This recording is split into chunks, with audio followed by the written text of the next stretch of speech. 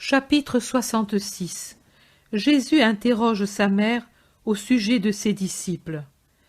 Maintenant, environ 2 heures après la description précédente, je vois la maison de Nazareth. Je reconnais la pièce de l'adieu qui donne sur le petit jardin où tous les arbres sont couverts de feuilles. Jésus est avec Marie, assis l'un près de l'autre sur le siège de pierre qui est contre la maison. On dirait que le souper a déjà eu lieu. Les autres, s'il y a encore quelqu'un, car je ne vois personne, se sont déjà retirés. La mère et le fils se délectent réciproquement dans une douce conversation. La voix intérieure me dit que c'est une des premières fois que Jésus revient à Nazareth après le baptême, le jeûne au désert et surtout le rassemblement du collège apostolique. Il raconte à la mère ses premières journées d'évangélisation, les premières conquêtes des cœurs. Marie est suspendue aux lèvres de son Jésus. Elle est plus pâle, plus maigre, comme si elle avait souffert ces derniers temps. Sous ses yeux se sont creusées 2 cernes, comme pour quelqu'un qui a beaucoup pleuré et réfléchi. Mais maintenant elle est heureuse et sourit. Elle sourit en caressant la main de son Jésus. Elle est heureuse de l'avoir là, de rester cœur à cœur avec lui dans le silence de la nuit qui tombe. Ce doit être l'été, car déjà le figuier a ses premiers fruits mûrs qui pendent jusqu'aux approches de la maison. Jésus en cueille quelques-uns en s'élevant sur la pointe des pieds, et il donne à sa mère les plus beaux.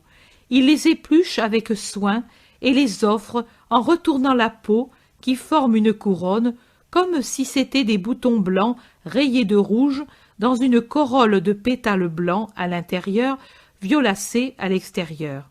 Il les présente sur la paume de la main et sourit en voyant sa mère qui les goûte. Puis, brusquement, il lui demande « Maman, tu as vu les disciples?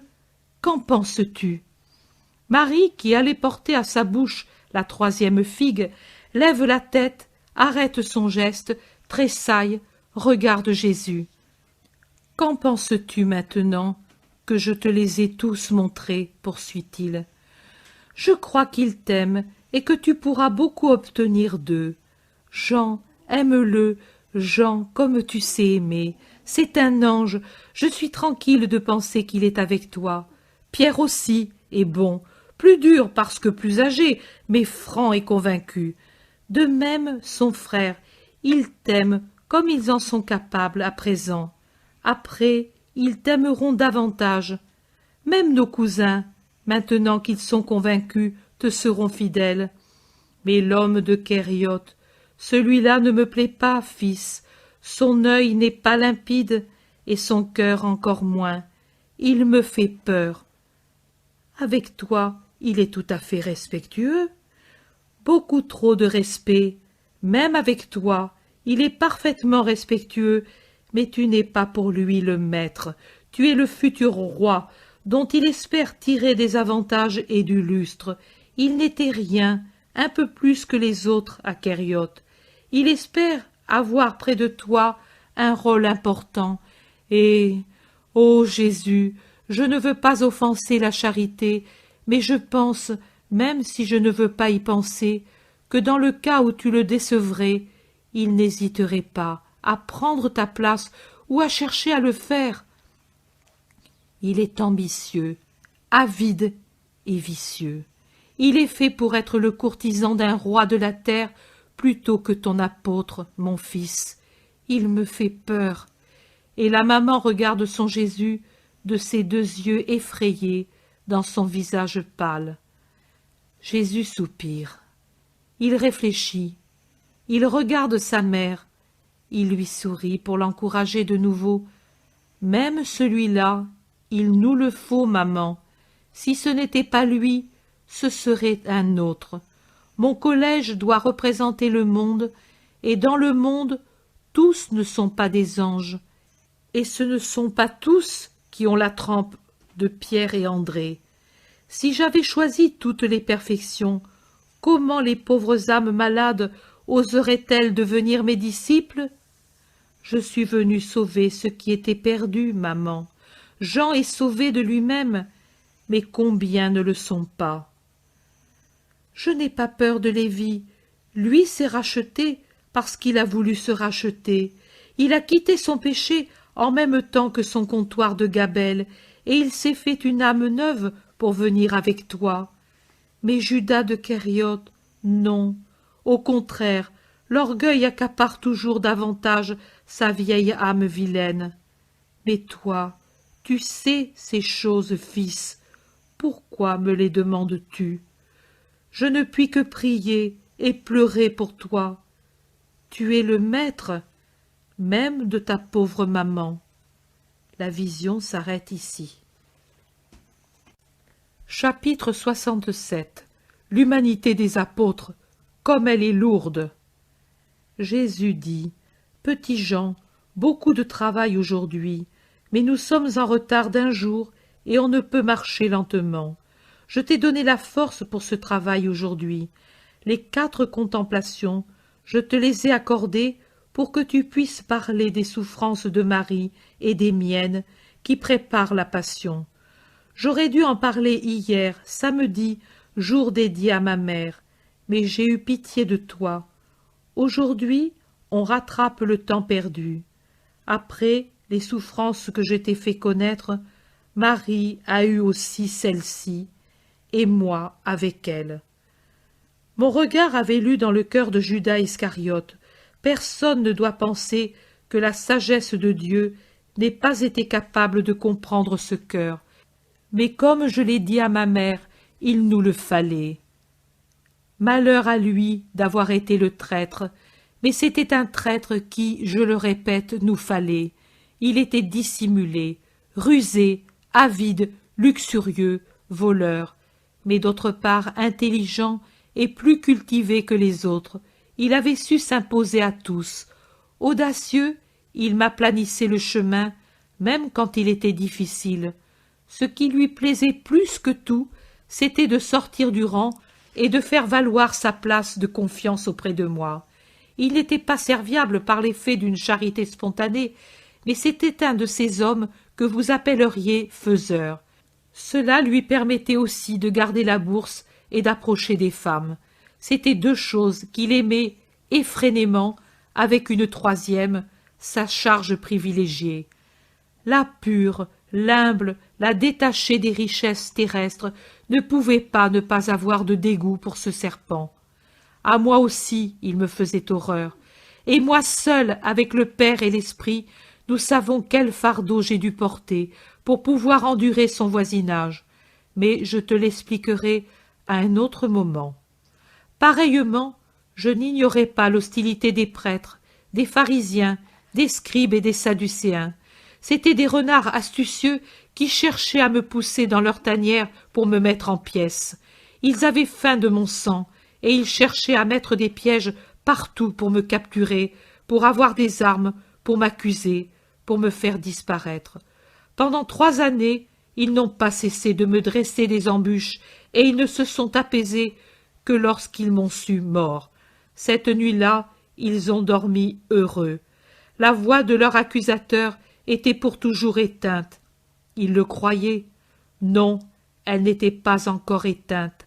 Elle ne le sera jamais, et elle tonne et maudit ceux qui leur ressemblent à l'heure présente. Quelle souffrance supporta ma mère par leur faute, et moi cette douleur, je ne l'oublie pas non plus. Que la foule fût changeante, ce n'était pas une nouveauté. C'est la bête fauve qui lèche la main du dompteur, si elle est armée de la cravache ou si elle leur offre un morceau de chair pour calmer sa faim. Mais il suffit que le dompteur tombe et ne puisse plus se servir de la cravache ou n'ait plus de nourriture pour la satisfaire, pour qu'elle se jette sur lui et le mette en pièces. Il suffit de dire la vérité et d'être bon pour s'attirer la haine de la foule après le premier moment d'enthousiasme. La vérité est reproche et avertissement. La bonté prive de la cravache et amène ceux qui ne sont pas bons à ne plus craindre. D'où les « crucifie-le » après avoir dit « Hosanna ». Ma vie de maître est saturée de ces 2 cris, et le dernier a été « Crucifie-le ». L'Hosanna, c'est la respiration qu'effectue le chanteur afin d'avoir du souffle pour monter à l'aigu. Marie, le soir du vendredi saint, a réentendu en elle-même les Hosanna menteurs, devenus des cris de mort pour sa créature, et son cœur en a été transpercé. Cela aussi, moi je ne l'oublie pas.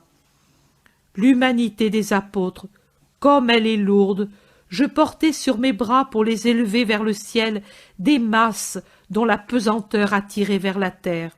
Même ceux qui ne se voyaient pas ministres d'un roi de la terre, comme Judas Iscariote, ceux qui ne pensaient pas comme lui à monter, à l'occasion, à ma place sur le trône, recherchaient toujours anxieusement la gloire. Le jour vint où même mon Jean et son frère désirèrent cette gloire qui vous éblouit comme un mirage, même dans les choses du ciel. Ce n'est pas la sainte aspiration vers le ciel que je veux que vous ayez, mais le désir humain pour que votre sainteté soit connue.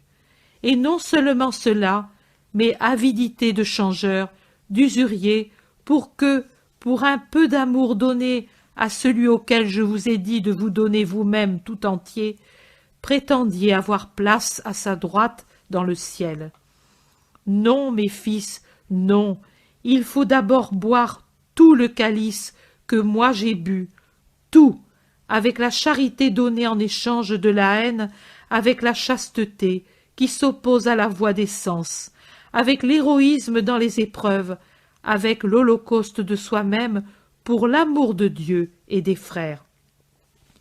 Puis quand on s'est acquitté de son devoir, dire encore « Nous sommes des serviteurs inutiles » et attendre que mon Père, qui est aussi le vôtre, vous accorde par sa bonté une place dans son royaume.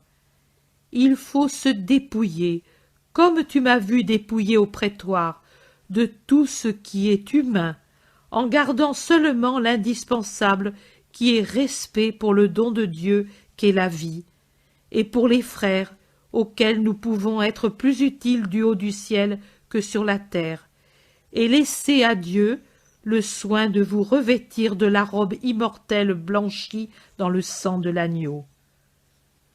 Je t'ai montré les souffrances qui préparaient la passion, les autres, je te les montrerai. Bien que ce soit des souffrances, ça a été pour ton âme un repos que de les contempler. C'est assez pour maintenant. Sois en paix. Chapitre 68. Guérison de Jeanne de Chouza, près de Cana.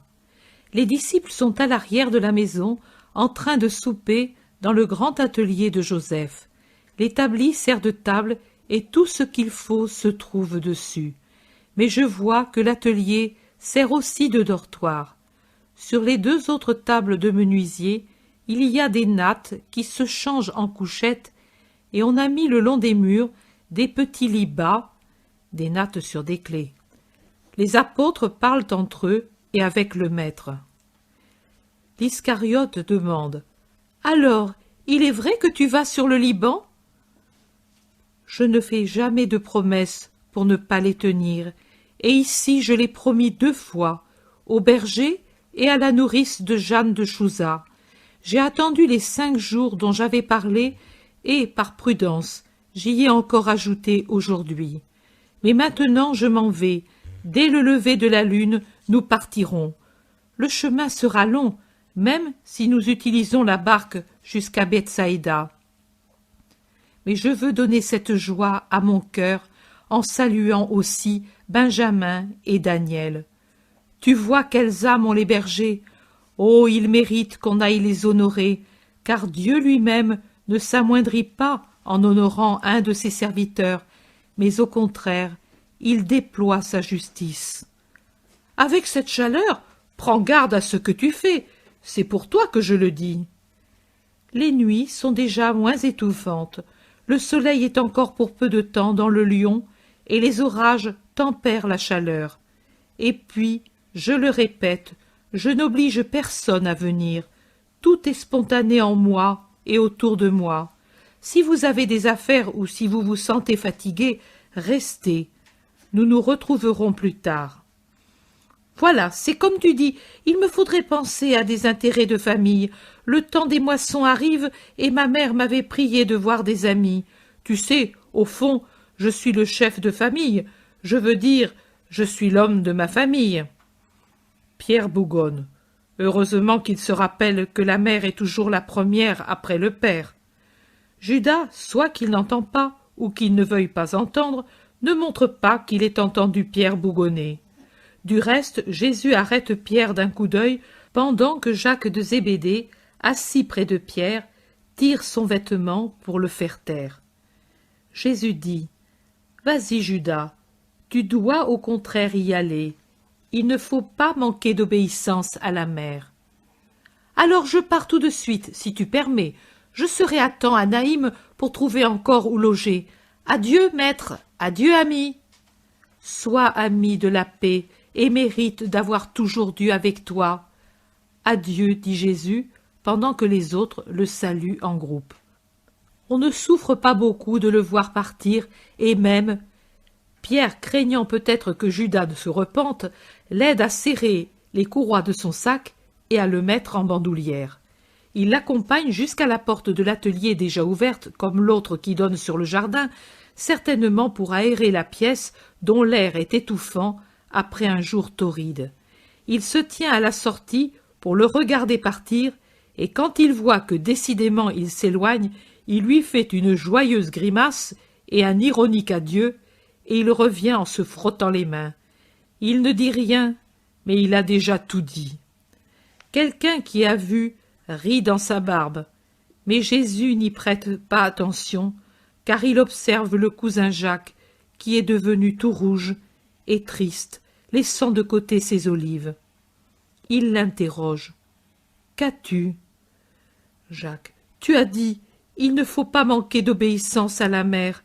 Et nous, alors ?» N'aie pas de scrupules.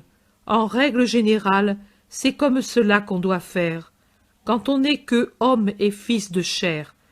Mais quand on a pris une autre nature et une autre paternité, non, celle-ci plus élevée, il faut la suivre suivant ce qu'elle commande et désire. Judas est arrivé avant toi et avant Matthieu, mais il est encore en retard. Il faut qu'il se forme, et il le fera très lentement. Ayez de la charité pour lui. Et de la charité, Pierre, je comprends, mais je te dis, sois charitable. Supporter les personnes désagréables, c'est une vertu qui n'est pas sans valeur. Mets-la en pratique. Oui, maître, mais quand je le vois comme ça, bon, tais-toi, Pierre, car lui comprend si bien. Il me semble être une voile trop tendue par le vent. Je craque sous la poussée, et en moi se casse toujours quelque chose. Mais tu sais, ou plutôt tu ne sais pas, parce que comme batelier tu ne vaux rien, et c'est pour cela que je te le dis, que si une voile par excès de tension rompt toutes ses attaches, je te jure qu'elle donne une telle gifle au batelier inexpérimenté qu'il en est abasourdi.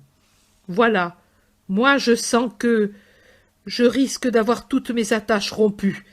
Et alors, il vaut mieux en ce cas qu'il s'en aille. Ainsi la voile se calme faute de vent, et j'arrive à temps pour renforcer les attaches. Jésus sourit et secoue la tête, plein d'indulgence pour le juste et bouillant Pierre. Un grand vacarme de sabots ferrés et des cris de gamins se font entendre dans la rue. « C'est ici! C'est ici! Arrête, homme !»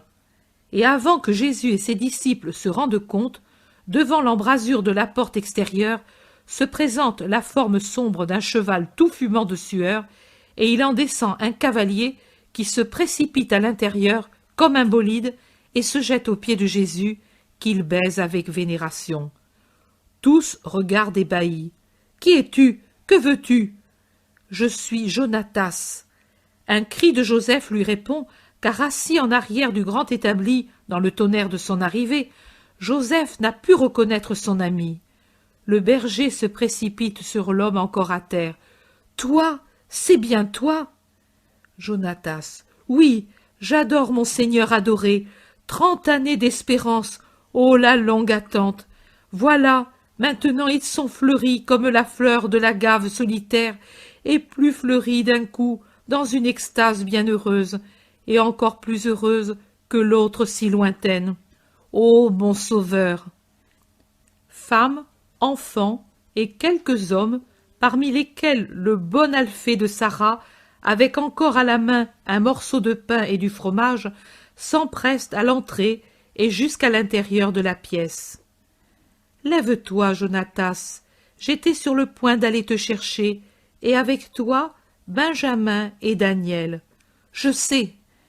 Lève-toi, que je te donne le baiser que j'ai donné à tes compagnons. » Il le force à se lever et le baise. « Je sais, » répète le robuste vieillard bien portant et bien vêtu. « Je sais, elle avait raison. Ce n'était pas délire de mourante. Ô Seigneur Dieu, comme l'âme voit et entend quand tu l'appelles. » Jonatas est ému. Mais il se ressaisit. Il ne perd pas de temps. Adorant et pourtant actif, il va droit au but. « Jésus, notre Sauveur et notre Messie, je suis venu te prier de venir avec moi. J'ai parlé avec Esther, et elle m'a dit. Mais auparavant, Jeanne t'avait parlé et m'a dit. Oh, ne riez pas d'un homme heureux, vous qui m'entendez, heureux et angoissé, jusqu'à ce que j'étonne, je viens. Tu sais que j'étais en voyage avec la maîtresse mourante. Quel voyage! De Tibériade à Bethsaïda, ce fut bien. Mais ensuite, après avoir quitté la barque, je pris un char, et bien que je l'eusse équipé de mon mieux, ce fut une torture. On allait doucement pendant la nuit, mais elle souffrait. À Césarée de Philippe, elle faillit mourir en crachant le sang. Nous arrêtâmes. Le 3e matin, il y a 7 jours, elle me fit appeler. Elle paraissait déjà morte, tant elle était pâle et épuisée. Mais quand je l'ai appelée, elle a ouvert ses 12 yeux de gazelle mourante, et elle m'a souri. Elle m'a fait signe, de sa main glacée, de me pencher, car elle n'avait qu'un filet de voix, et elle m'a dit « Jonatas, ramène-moi à la maison, mais tout de suite. » Si grand était son effort en me commandant, elle qui est toujours plus douce qu'une gentille enfant, que ses joues se sont colorées et qu'un éclair a brillé dans ses yeux. Elle a continué. J'ai rêvé ma maison de Tibériade. À l'intérieur, il y avait quelqu'un dont le visage était comme une étoile. Il était grand, blond, avec des yeux célestes et une voix plus douce que le son de la harpe. Il me disait « Je suis la vie. Viens, reviens. Je t'attends pour te la donner. Je veux aller. » Je lui disais « Mais maîtresse, tu ne peux pas. Tu te sens mal. Dès que tu iras mieux, nous verrons. » Je croyais que c'était délire de mourante, mais elle a pleuré et puis, oh, c'est la première fois qu'elle l'a dit depuis ses 6 ans qu'elle est ma maîtresse. Et oui, elle s'est même assise et en colère, elle qui ne peut remuer, elle m'a dit « Serviteur, je le veux, je suis ta maîtresse, obéis !» Et puis elle s'est renversée tout en sang. J'ai cru qu'elle mourrait, et j'ai dit « Faisons-lui plaisir. Mourir pour mourir ?»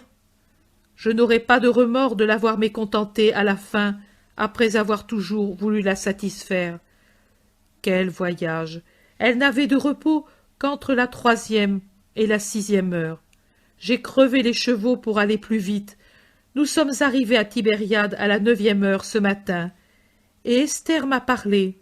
Alors j'ai compris que c'était toi qui l'avais appelée. Car c'était l'heure et le jour où tu avais promis un miracle à Esther et que tu étais apparu à l'esprit de ma maîtresse.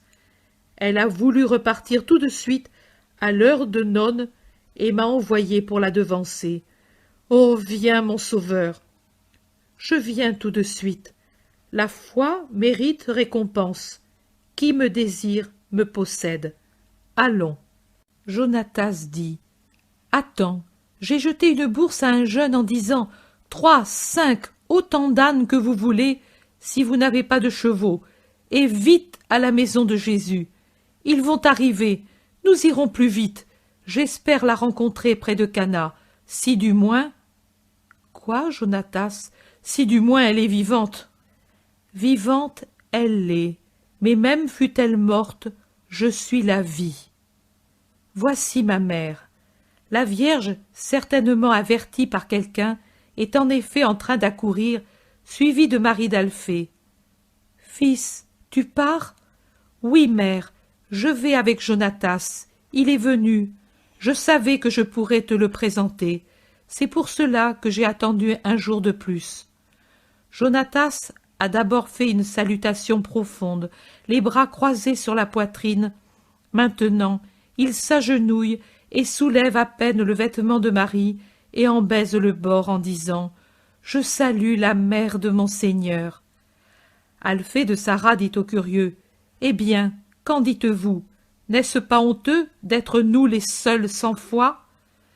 Un bruit de nombreux sabots se fait entendre dans la rue. Ce sont les ânes. Je crois qu'il y a tous ceux de Nazareth, et ils sont si nombreux qu'il y en aurait assez pour un escadron. Jonatas choisit les meilleurs et les marchandes en payant 100 lésinés. Il prend 2 Nazaréens avec d'autres ânes par crainte que quelque animal ne défère en route et pour qu'il puisse ramener toute cette bruyante cavalerie. Pendant ce temps, les 2 Maries aident pour boucler sacs et besaces. Marie d'Alphée dit au fils « Je laisserai en place vos lits et je les caresserai. Il me semblera que je vous fais des caresses. Soyez bons, dignes de Jésus, mes fils. Et moi je serai heureuse. » Et pendant ce temps, elle pleure à chaudes larmes. Marie, de son côté, aide son Jésus, le caresse avec amour, en lui faisant 1000 recommandations et en le chargeant de ses affectueuses salutations pour les bergers du Liban, car Jésus annonce qu'il ne reviendra pas avant de les avoir retrouvés. Ils partent. La nuit descend, et la lune à son premier quartier se lève en ce moment. En tête sont Jésus et Jonatas, derrière tous les autres. Tant qu'ils sont dans la ville, ils vont au pas, car les gens s'attroupent, mais à peine sortis, ils vont au trot. C'est une troupe qui résonne du bruit des sabots et des grelots. Jonatas explique. « Elle est dans le char avec Esther. Ô ma maîtresse, quelle joie de te faire plaisir, t'amener Jésus. Ô mon Seigneur, t'avoir ici à côté de moi, te posséder. Tu as bien sur ton visage l'éclat d'une étoile, comme elle t'a vu, et tu es blond, avec des yeux couleur de ciel, et ta voix a bien le son de la harpe.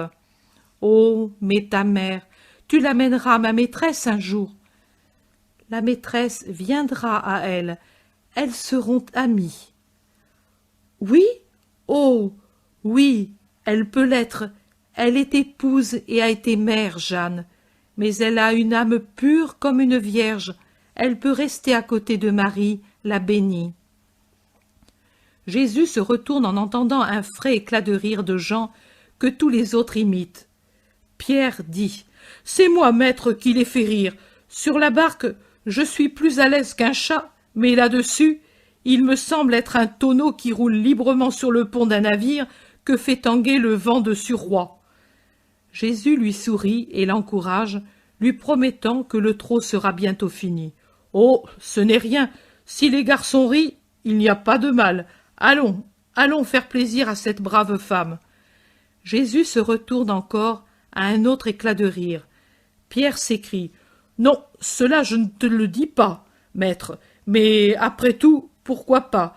Je disais, notre grand ministre se rongera les mains quand il saura qu'il a manqué l'occasion de faire le paon devant une dame. Eux rient, mais c'est comme ça.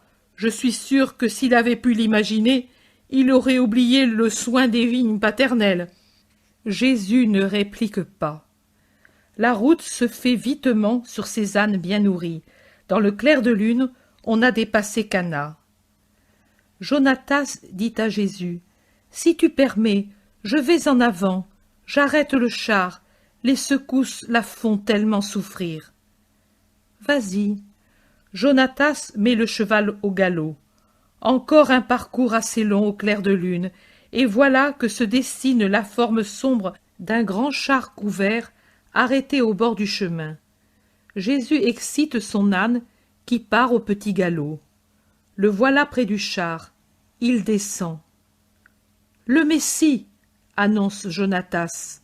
La vieille nourrice se précipite du char sur la route et de la route dans la poussière. « Oh, sauve-la! Elle est en train de mourir !» Me voici, et Jésus monte sur le char où on a étendu un tas de coussins et sur eux un corps fragile. Dans un coin, il y a une lanterne, des coupes, des amphores. À côté, une jeune servante qui pleure, essuyant la sueur froide de la mourante. Jonatas accourt avec une des lanternes du char. Jésus se penche sur la femme qui se laisse aller, vraiment mourante. Il n'y a pas de différence entre la blancheur de son vêtement de lin et la pâleur légèrement azurée des mains et du visage amaigri. Seuls d'épais sourcils et de longs cils très noirs donnent une couleur à ce visage de neige. Elle n'a même plus ce rouge de mauvais augure des poitrinaires sur ses pommettes décolorées. On voit une ombre rose-violette, ce sont ses lèvres entr'ouvertes à cause de la respiration difficile. Jésus s'agenouille à côté d'elle et l'observe. La nourrice lui saisit une main et l'appelle, mais l'âme, déjà sur le seuil de l'éternité, n'a plus aucune conscience. Les disciples et les 2 jeunes gens de Nazareth sont arrivés et entourent le char. Jésus met une main sur le front de la mourante qui ouvre un moment ses yeux embrumés et vagues et puis les referme. « Elle a perdu conscience !» gémit la nourrice, et elle pleure plus fortement. Jésus fait un geste. « Mère, elle va entendre, aie confiance. » Et puis il appelle. « Jeanne, Jeanne, c'est moi qui t'appelle. Je suis la vie. Regarde-moi, Jeanne. » Avec un regard plus vivant, la mourante ouvre ses grands yeux noirs et regarde le visage penché sur elle. Elle a un mouvement de joie et sourit. Elle remue doucement les lèvres pour dire une parole qui pourtant n'arrive pas à se faire entendre. « Oui, c'est moi. Tu es venu, et je suis venu pour te sauver. Peux-tu croire en moi ?» La mourante fait signe de la tête. Toute sa vitalité s'accumule dans son regard qui dit tout ce que la parole ne peut exprimer autrement. Jésus, tout en restant à genoux et la main gauche sur son front, se redresse et prend son attitude de miracle. « Eh bien, je le veux, sois guéri, lève-toi. » Il enlève la main et se met debout. Une fraction de minute, et puis Jeanne de Chouza, sans aide d'aucune sorte, s'assied, pousse un cri et se jette aux pieds de Jésus en criant d'une voix forte, heureuse, « Ô t'aimer, ô ma vie, pour toujours, à toi, pour toujours à toi, nourrice, Jonatas, je suis guérie, ô vite, courez pour le dire à Chouza, qu'il vienne adorer le Seigneur. Ô bénis-moi encore, encore, encore, ô mon Sauveur. » Elle pleure et rit en baisant les vêtements et les mains de Jésus. « Je te bénis, oui. Que veux-tu que je te fasse d'autre? Rien, Seigneur, que seulement tu m'aimes et me permettes de t'aimer. » « Et tu ne voudrais pas un bébé? Oh, un bébé! Mais fais ce que tu veux, Seigneur, je t'abandonne tout, mon passé, mon présent, mon avenir. Je te dois tout et te remets tout. Toi, donne à ta servante ce que tu sais être le meilleur. » La vie éternelle alors, sois heureuse, Dieu t'aime. Je m'en vais, je te bénis et vous bénis. « Non, Seigneur, Arrête-toi dans ma maison, qui maintenant, ô maintenant, est réellement un rosier fleuri. Permets-moi d'y rentrer avec toi. Oh, que je suis heureuse! Je viens, mais j'ai mes disciples. Mes frères, Seigneur, Jeanne aura pour eux, comme pour toi, nourriture et boisson, et tout ce qu'il faut. Fais-moi plaisir. Allons, renvoyez les montures et suivez à pied. Il y a peu de chemin à faire maintenant. Nous irons doucement pour que vous puissiez suivre. Adieu Ismaël et Azer. Saluez encore ma mère pour moi, et aussi mes amis. Les deux Nazaréens, stupéfaits, s'en vont avec leur bruyante cavalerie, pendant que le char retourne maintenant avec sa charge joyeuse. Derrière, en groupe, les disciples commentent le fait. Tout prend fin. Chapitre 69. Jésus sur le Liban, chez les bergers Benjamin et Daniel. Jésus marche à côté de Jonatas le long d'une chaussée verte et ombragée. Derrière, les apôtres qui parlent entre eux. Mais Pierre se détache, va en avant et, franc comme toujours, demande à Jonatas. « Mais n'était-elle pas plus courte la route qui va à Césarée de Philippe? Nous avons pris celle-là, et quand allons-nous arriver? Toi, avec la maîtresse, tu avais pris l'autre. » Avec une malade, j'ai tout risqué, mais tu dois penser que j'appartiens au personnel d'un courtisan d'Antipas, et Philippe, après cet honteux inceste, il ne voit pas d'un bon œil les courtisans d'Hérode. Ce n'est pas pour moi, tu sais, que je crains, mais pour vous, et pour le maître en particulier. Je ne veux pas vous donner des ennuis et vous créer des ennemis. Dans la tétrarchie de Philippe, il faut la parole comme dans celle d'Antipas, et s'ils vous haïssent, comment cela serait-il possible? Au retour, vous prendrez l'autre route si vous la croyez meilleure. Je loue ta prudence, Jonatas, mais au retour, je compte passer par le territoire de la Phénicie, dit Jésus. Elle est enveloppée dans les ténèbres de l'erreur. J'irai sur les frontières pour leur rappeler qu'il existe une lumière. Pierre dit, « Tu crois que Philippe se vengerait sur un serviteur du tort que lui a fait son frère ?» Oui, Pierre, l'un vaut l'autre. Ils sont dominés par tous les plus bas instincts et ne font pas de distinction. Ils semblent des animaux et non pas des hommes, crois-le. Et pourtant nous, je veux dire lui, parent de Jean, devrait lui être cher. Au fond, Jean, en parlant au nom de Dieu, a parlé aussi en son nom et en sa faveur. Jonatas répond à Pierre. Il ne vous demanderait même pas d'où vous venez, ni qui vous êtes. Si on vous voyait avec moi, si on me reconnaissait, ou si j'étais dénoncé par un ennemi de la maison d'Antipas comme serviteur de son procurateur, on vous emprisonnerait tout de suite. Si vous saviez quelle fange il y a derrière les vêtements de pourpre, vengeance, injustice, dénonciation, luxure et vol, c'est la nourriture de leur âme. Âme? Nous parlons ainsi, mais je crois qu'ils n'ont même plus d'âme. Vous le voyez? Ça s'est bien terminé. Mais pourquoi Jean a-t-il été libéré? Par suite d'une querelle entre deux officiers de la cour et d'une vengeance. L'un d'eux, pour se débarrasser de l'autre, qu'Antipas avait favorisé en lui donnant la garde de Jean contre une somme, ouvrit pendant la nuit la prison. Je crois qu'il avait étourdi son rival avec du vin épicé, et le matin suivant, le malheureux fut décapité à la place du Baptiste évadé. C'est un dégoûtant, je te le dis. Et ton patron y reste. Il me paraît bon. Oui, mais il ne peut faire autrement. Son père et son grand-père appartenaient à la cour d'Hérode le Grand, et le fils doit forcément y rester. Il n'approuve pas, mais il ne peut que se borner à garder son épouse loin de cette cour vicieuse. Et ne pourrait-il pas dire « Cela me dégoûte » et s'en aller? Il le pourrait, mais si bon qu'il soit, il n'en est pas encore capable. cela voudrait dire certainement la mort. Et qui est-ce qui veut mourir par une fidélité spirituelle portée à son plus haut degré? Un saint comme le Baptiste, mais nous, pauvrés.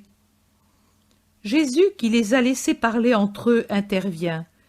Dans peu de temps, sur tous les points de la terre connus, on verra aussi nombreux que les fleurs sur un pré en avril, les saints, contents de mourir pour cette fidélité à la grâce et pour l'amour de Dieu.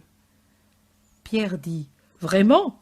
Oh, il me plairait saluer ces saints et leur dire, « Priez pour le pauvre Simon de Jonas. » Jésus le regarde en face en souriant. « Pourquoi me regardes-tu ainsi? Parce que tu les verras quand tu les assisteras, et ils te verront quand ils t'assisteront. » « À quoi, Seigneur? » À devenir la pierre consacrée du sacrifice sur laquelle se célébrera et s'édifiera mon témoignage. Je ne te comprends pas. Tu comprendras. Les autres disciples qui s'étaient approchés et ont entendu conversent entre eux. Jésus se retourne. En vérité, je vous dis que, par un supplice ou un autre, vous serez tous mis à l'épreuve.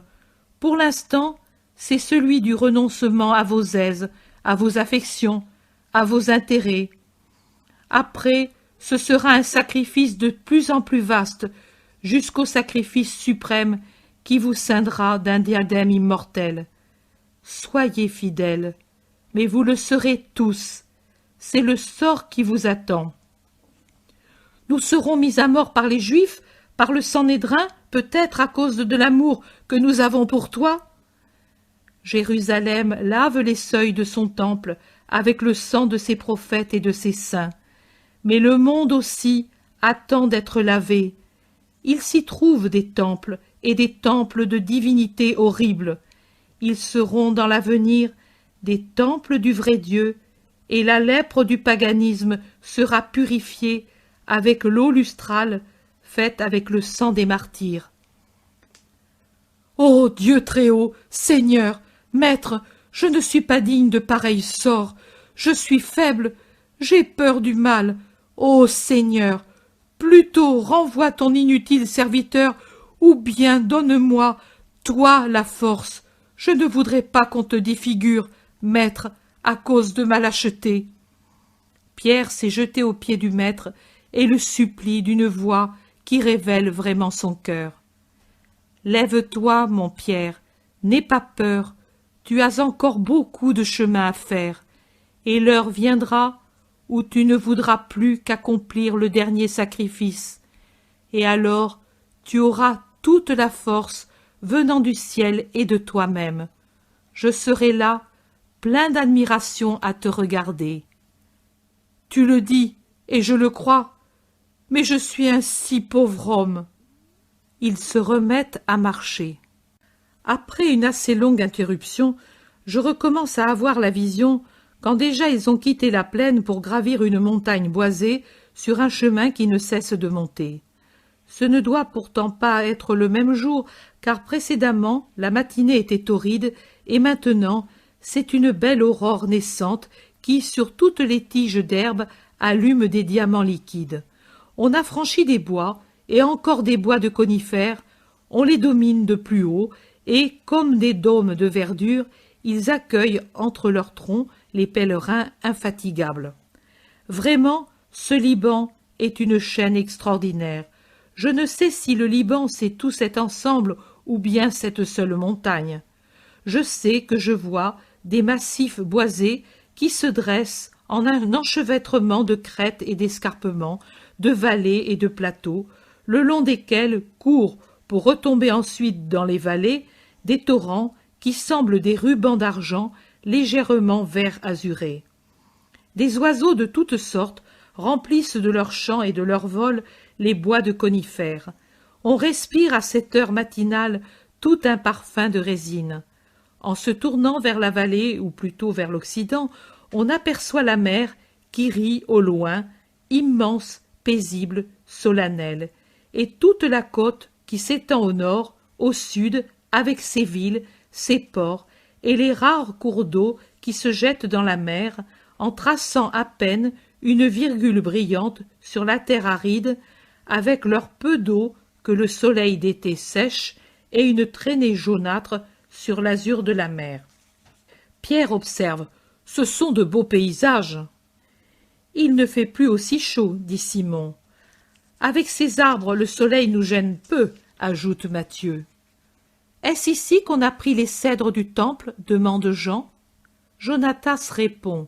Oui, c'est ici. Ce sont ces forêts qui donnent les bois les plus beaux. Le maître de Daniel et de Benjamin en possède un très grand nombre, sans compter des riches troupeaux. On les scie sur place et on les porte à la vallée par ces canaux ou à la main. C'est un travail difficile quand les troncs doivent être employés tout entiers, comme ce fut le cas pour le temple. Mais le patron paie bien et il a beaucoup de gens à son service. Et puis, il est assez bon. Il n'est pas comme ce féroce d'Horace.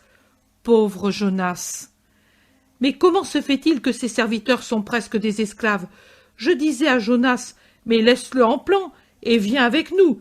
Simon de Jonas aura toujours du pain pour toi. Mais il répondait, je ne peux si je ne me rachète pas.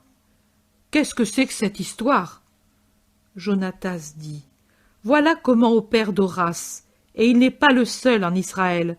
Quand il découvre un bon serviteur, il l'amène par une subtile astuce à devenir esclave. Il lui met sur son compte des sommes inexactes que le pauvret ne peut payer, et quand il arrive à une certaine somme, il dit « Maintenant, tu es mon esclave pour dette. » Oh, quelle honte! Et c'est un pharisien!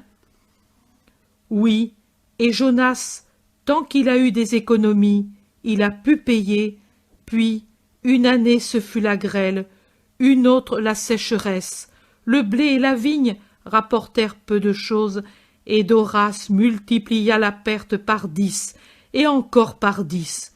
Puis Jonas fut malade par excès de travail, et d'Horace lui prêta une somme pour qu'il se soigne, mais il exigea le 12 pour 1, et Jonas, n'ayant pas de quoi lui rendre, l'ajouta au reste.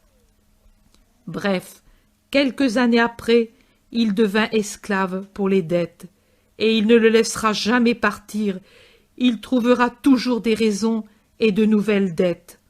Jonatas est triste en pensant à son ami. Et ton maître ne pouvait-il pas?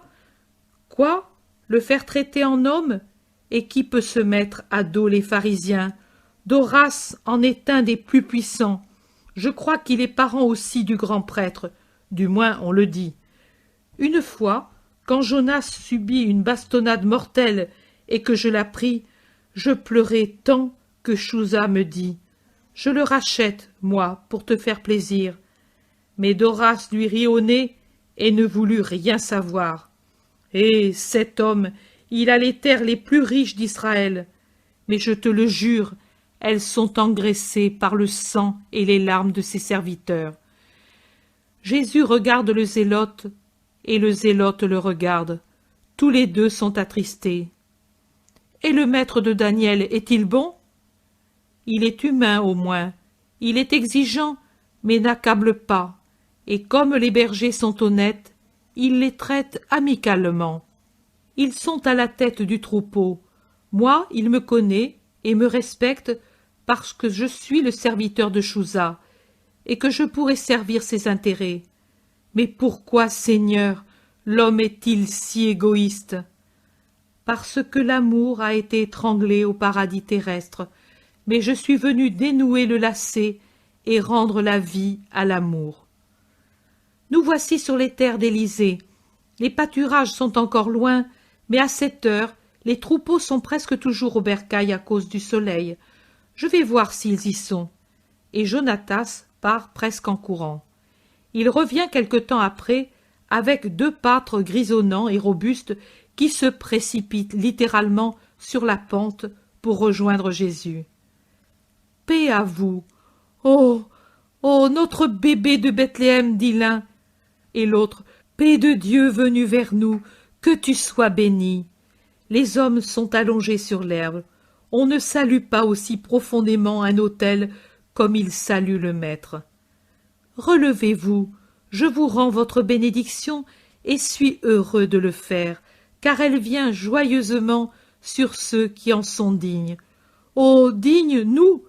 Oui, vous, toujours fidèles. Et qui ne l'aurait été? Qui pourrait faire oublier cette heure? Qui pourrait dire « ce n'est pas réel, ce que nous avons vu » ? Qui pourrait oublier que tu nous as souri pendant des mois, qu'en revenant le soir avec nos troupeaux, nous t'appelions, et que tu battais les mains au son de nos flûtes? Tu te le rappelles, Daniel, presque toujours vêtu de blanc dans les bras de sa mère, quand tu nous apparaissais dans un rayon de soleil sur le pré d'âne ou à la fenêtre, et que tu semblais une fleur posée sur la neige du vêtement maternel. Et cette fois que tu es venu, quand tu faisais tes premiers pas pour caresser un agnelet moins frisé que toi, comme tu étais heureux, et nous ne savions que faire de notre rustique personne, nous aurions voulu être des anges pour te paraître moins grossiers.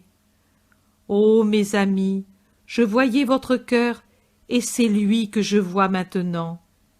Et tu nous souris comme alors, et tu es venu jusqu'ici chez de pauvres bergers.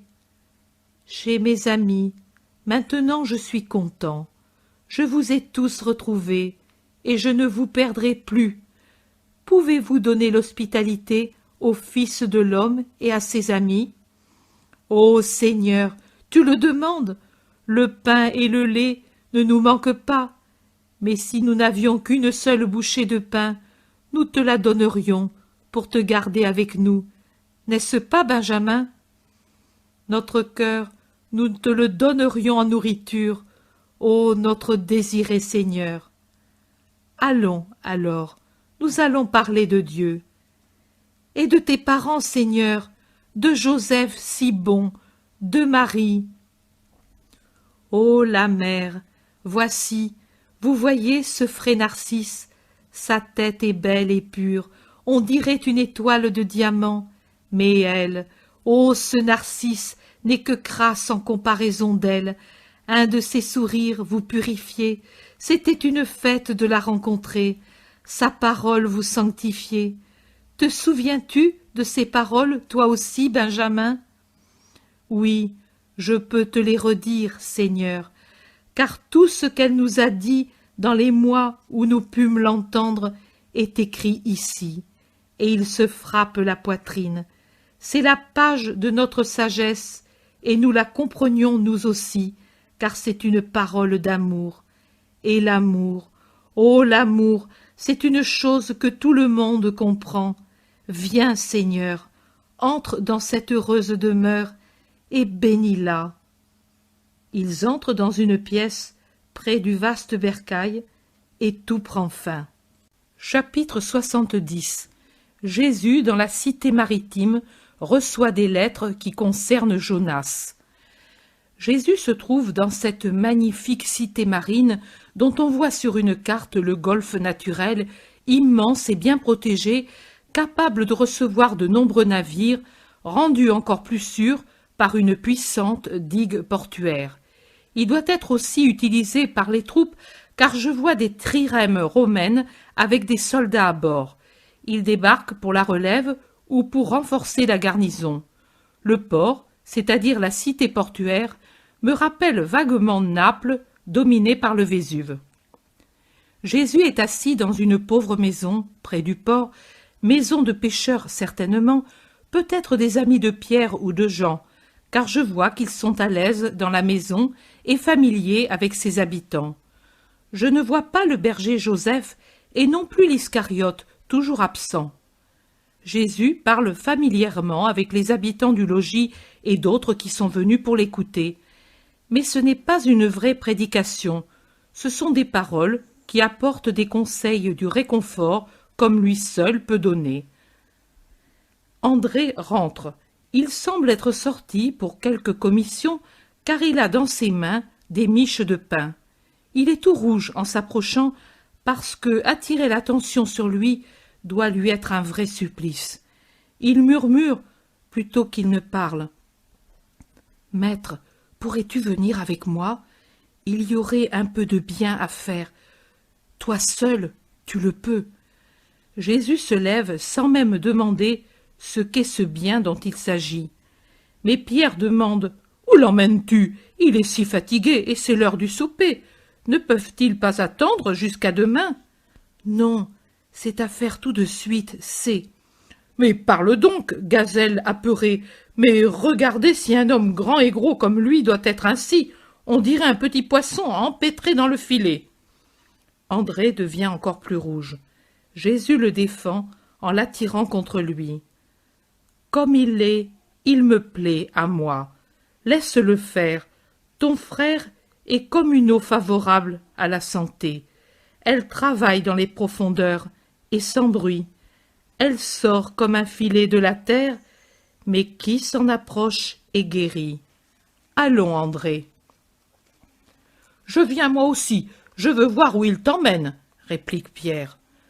André supplie. « Non, maître, toi et moi seul. S'il y a des gens, ce n'est plus possible. C'est une affaire de cœur. »« Qu'est-ce que c'est? Maintenant tu fais le paranymphe ?» André ne répond pas à son frère. Il dit à Jésus, « C'est un homme qui veut répudier son épouse, et moi j'ai parlé, je ne sais comment m'y prendre, mais si tu parles, toi, oh toi, tu vas réussir, car l'homme n'est pas méchant.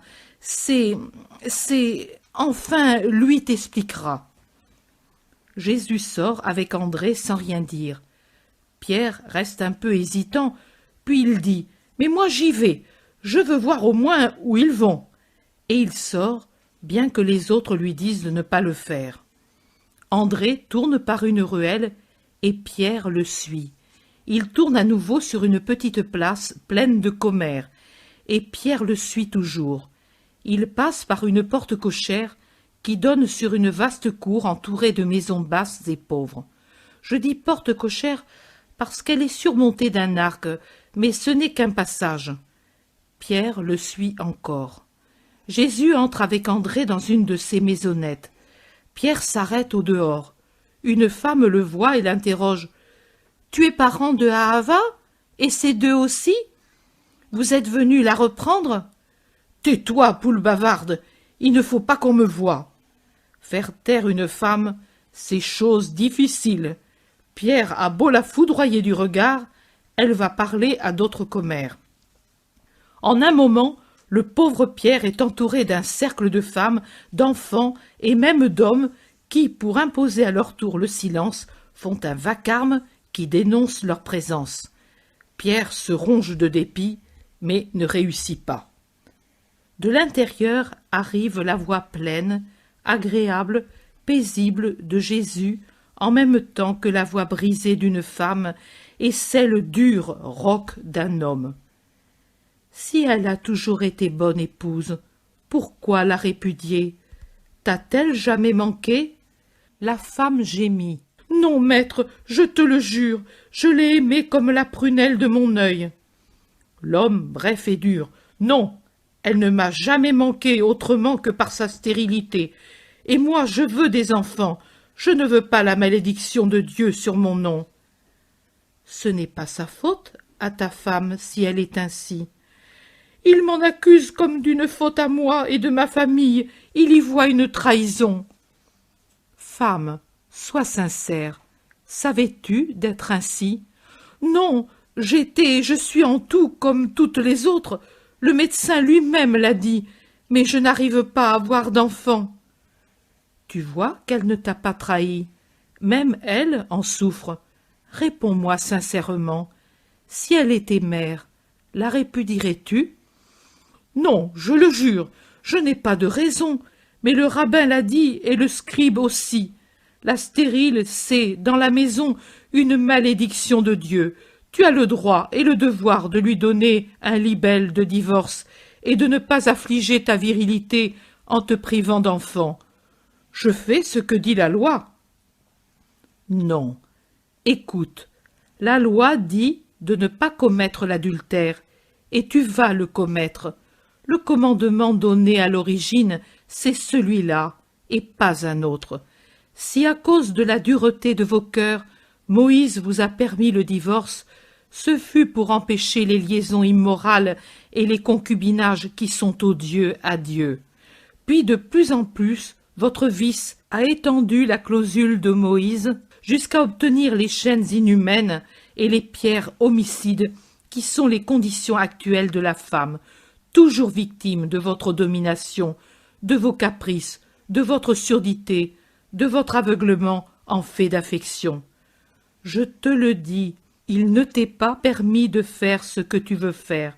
Cet acte est une offense envers Dieu. Abraham a-t-il peut-être répudié Sarah, et Jacob Rachel, et Elkana Anne, et Manoah son épouse? Connais-tu le Baptiste? Oui. Eh bien sa mère n'a-t-elle pas été stérile jusqu'à sa vieillesse avant d'enfanter le Saint de Dieu, comme l'épouse de Manoah enfanta Samson, et Anne d'Elkana Samuel, et Rachel Joseph, et Sarah Isaac? À la continence de l'époux, à sa pitié pour la stérile, à sa fidélité à ses promesses, Dieu a accordé une récompense célébrée au cours des siècles, comme il donne le sourire à la stérile éplorée, qui n'est plus stérile ni méprisée, mais glorieuse dans la joie d'être mère. Il ne t'est pas permis d'offenser l'amour de ta femme. Sois juste et honnête. Dieu te donnera une récompense qui dépassera tes mérites. Maître, tu es le seul à parler ainsi. Moi, je ne savais pas. J'avais demandé au docteur, et il m'avait dit « fais-le ». Mais pas un mot pour me dire que Dieu récompense de ses dons une bonne conduite. Nous sommes en leurs mains, et ils nous ferment les yeux et le cœur avec une main de fer. Je ne suis pas méchant, maître, ne me méprise pas. Je ne te méprise pas. Tu me fais encore plus pitié que cette femme en pleurs, car sa douleur finira avec sa vie. C'est alors que commencera la tienne, et pour l'éternité. Pense-y. Non, elle ne commencera pas, je ne le veux pas. Me jures-tu, sur le Dieu d'Abraham, que ce que tu me dis est la vérité? Je suis la vérité et la science. Qui croit en moi aura en lui justice, sagesse, amour et paix. Je veux te croire, oui, je veux te croire. Je sens qu'il y a en toi quelque chose qui n'existe pas chez les autres. Voilà, maintenant je vais au prêtre et je lui dis, je ne la répudie plus. Je la garde et je demande seulement à Dieu qu'il m'aide à ressentir moins la douleur d'être sans enfant. Ah, va, ne pleure pas. Nous dirons au maître de venir encore pour que je sois bon. Et toi, continue de m'aimer. La femme pleure plus fort par le contraste de sa souffrance passée avec sa joie actuelle. Jésus sourit au contraire. Ne pleure pas, regarde-moi, regarde-moi, femme. Elle lève la tête et regarde à travers ses larmes le visage lumineux de Jésus. Viens ici, homme, mets-toi à genoux près de ton épouse. Maintenant je vous bénis et sanctifie votre union. Écoutez, Seigneur, Dieu de nos pères, qui avec de la boue a fait Adam et lui a donné Ève pour compagne, pour qu'il peuple pour toi la terre, les élevant dans ta sainte crainte, descends avec ta bénédiction et ta miséricorde, ouvre et féconde les viscères que l'ennemi maintenait fermés pour les porter à un double péché d'adultère et de désespoir. Aie pitié de ces deux fils, Père saint, Créateur suprême, rends-les heureux et saints. Elle féconde comme une vigne, lui son protecteur, comme le tuteur qui la soutient. Descends, ô vie, pour donner la vie, descends, ô feu, pour réchauffer, descends, puissant, pour opérer, descends, fais que pour la fête de louange des moissons fécondes de l'année qui vient, ils t'offrent leur vivante gerbe, leur premier-né, Fils consacré à toi l'Éternel, qui bénis ceux qui espèrent en toi. » Jésus a prié d'une voix de tonnerre, les mains posées sur les deux têtes qui s'inclinent. Les gens ne se retiennent plus et l'entourent. Pierre en première ligne. Jésus leur dit : « Relevez-vous, ayez foi et soyez saints. »« Oh, reste, maître !» demandent les deux réconciliés. « Je ne peux pas, je reviendrai, plusieurs fois. » La foule crie : « Reste, reste, parle-nous !» Mais Jésus bénit sans s'arrêter. Il promet de revenir bientôt, et suivi d'une petite foule, il se rend à la maison qui lui donne l'hospitalité. « Homme curieux, que devrais-je te faire ?» demande-t-il en chemin à Pierre. « Ce que tu veux, mais en attendant, j'ai assisté. » Ils entrent dans la maison, congédient le peuple qui commente les paroles qu'il a entendues et se mettent à table. Pierre est encore curieux. « Maître, mais ils auront vraiment un fils ?» « M'as-tu jamais vu promettre des choses qui n'arriveront pas ? Te semble-t-il que je puisse me permettre de me servir de la confidence dans le Père pour mentir et décevoir ? Non, mais à tous les époux, tu pourrais en faire autant ?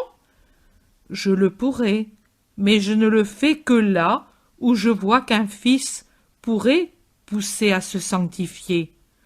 Où il serait un obstacle, je ne le fais pas. Pierre passe la main dans ses cheveux grisonnants et se tait. Mais voilà le berger Joseph, il est tout couvert de poussière, comme après une longue marche. « Toi ? Comment donc ? » demande Jésus, après l'avoir baisé pour le saluer. Joseph : « J'ai des lettres pour toi, ta mère me les a données, une est à elle, les voilà. » Et Joseph présente 3 petits rouleaux d'une espèce de fin parchemin attachés par un ruban. Le plus volumineux a aussi un sceau pour le fermer. Un autre est seulement noué. Le 3e a un sceau brisé. « Celui-ci est celui de ta mère, » dit Joseph en indiquant celui qui a un nœud. Jésus le déroule et le lit, doucement d'abord, puis à haute voix. « À mon Fils aimé, paix et bénédiction. Il m'est arrivé à la première heure des calendes de la lune d'Ellul un messager de Béthanie. C'était le berger Isaac, auquel j'ai donné le baiser de paix et réconfort en ton nom et en ma reconnaissance. Il m'a apporté ces 2 lettres que je t'envoie, me disant verbalement que l'ami Lazare de Béthanie te prie de condescendre à sa prière. Jésus, bien-aimé, mon Fils béni et mon Seigneur, je voudrais te demander instamment 2 choses. La première, de te rappeler que tu m'as promis d'appeler ta pauvre maman pour l'instruire en ta parole. La seconde, de ne pas venir à Nazareth sans m'en avoir d'abord parlé. » Jésus arrête brusquement et se lève, allant entre Jacques et Jude. Il les serre étroitement dans ses bras et termine en répétant par cœur les paroles. Alphée est retourné dans le sein d'Abraham à la dernière pleine lune, et grand a été le deuil de la cité. Les 2 fils pleurent sur la poitrine de Jésus. Il termine. À sa dernière heure, il t'aurait voulu, mais tu étais loin. C'est pourtant un réconfort pour Marie, qui voit en cela l'assurance du pardon de Dieu et qui doit donner la paix même à ses neveux. Vous entendez ? C'est elle qui le dit, et elle sait ce qu'elle dit. Jacques supplie : « Donne-moi la lettre. » Non, elle te ferait du mal. Pourquoi ? Que peut-elle dire de plus pénible que la mort d'un père ? Qui nous a maudits, soupire Jude. Non, non, pas cela, dit Jésus. Jude. Tu le dis pour ne pas nous affliger, mais il en est bien ainsi. Jésus. Lis alors. Et Jude lit. Jésus, je t'en prie, et Marie t'en prie aussi, de ne pas venir à Nazareth avant la fin du deuil. L'amour des Nazaréens pour Alphée les rend injustes envers toi, et ta mère en pleure. Notre bon ami Alphée me console et calme le pays. Il y a eu beaucoup de bruit au sujet du récit d'Azer et d'Ismaël pour la femme de Chouza. Mais Nazareth est maintenant une mer agitée par des vents contraires. Je te bénis, mon fils, et je te demande pour mon âme paix et bénédiction. Paix au neveu, la maman. Les apôtres font des commentaires et réconfortent les deux frères en pleurs. Mais Pierre dit « Et celles-là, tu ne les lis pas ?» Jésus fait signe que oui, et ouvre celle de Lazare. Il appelle Simon le Zélote, et ils lisent ensemble dans un coin. Puis ils ouvrent l'autre rouleau, et le lisent aussi. Ils discutent entre eux. Je vois que le Zélote cherche à persuader Jésus de quelque chose, mais il n'y arrive pas. Jésus, les rouleaux en main, vient au milieu de la pièce et dit « Écoutez, amis, nous formons tous une même famille, et entre nous, il n'y a pas de secret. Pour le mal, c'est de la pitié de le tenir caché, mais pour le bien, c'est justice de le faire connaître. Écoutez ce qu'écrit Lazare de Béthanie. Ô Seigneur Jésus, paix et bénédiction, paix et salut à mon ami Simon.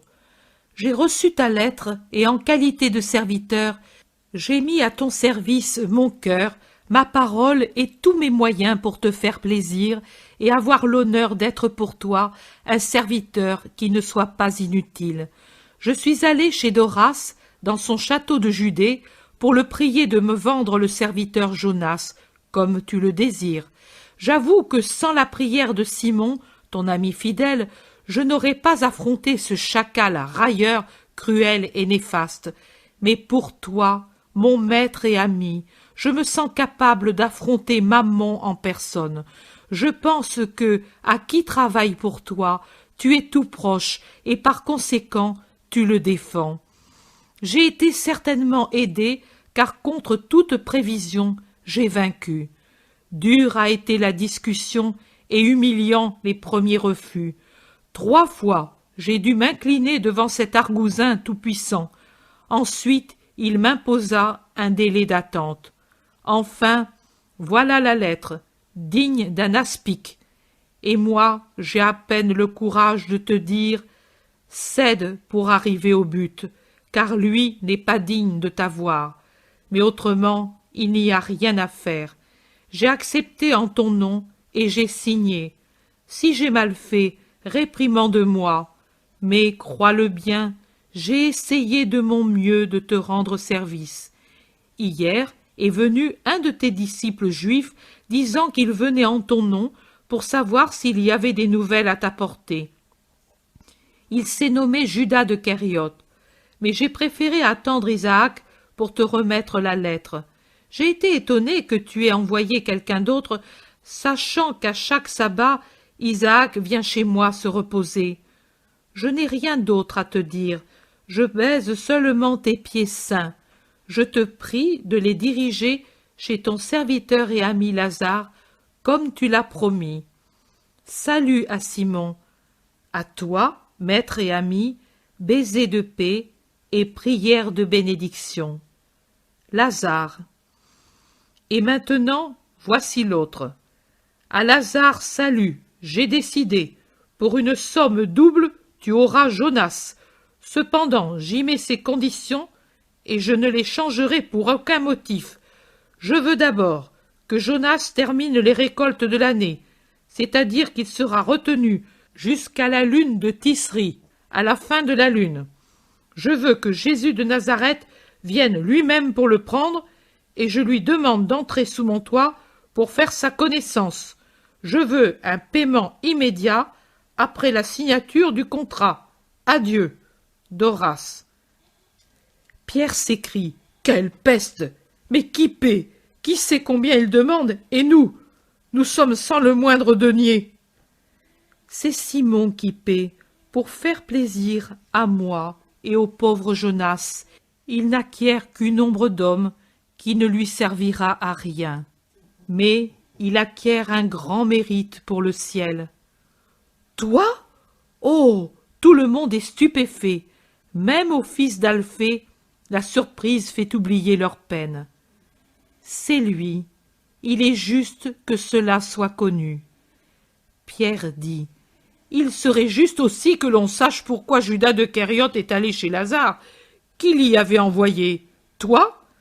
Mais Jésus ne répond pas à Pierre. Il est très soucieux et pensif. Il ne sort de sa méditation que pour dire: donnez à dîner à Joseph, puis allons nous reposer.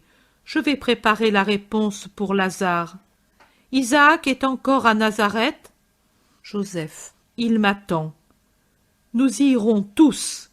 Oh non, ta mère dit. Tous sont bouleversés. Taisez-vous, c'est ma volonté. La mère fait parler son cœur aimant.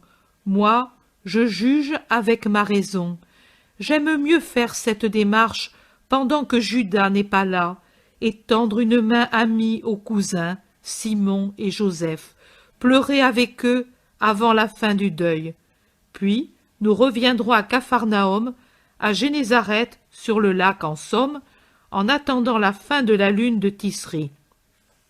Nous prendrons les maris avec nous. Votre mère a besoin d'amour, nous le lui donnerons. Et la mienne a besoin de paix. Je suis sa paix. Pierre demande: tu crois qu'à Nazareth? Je ne crois rien.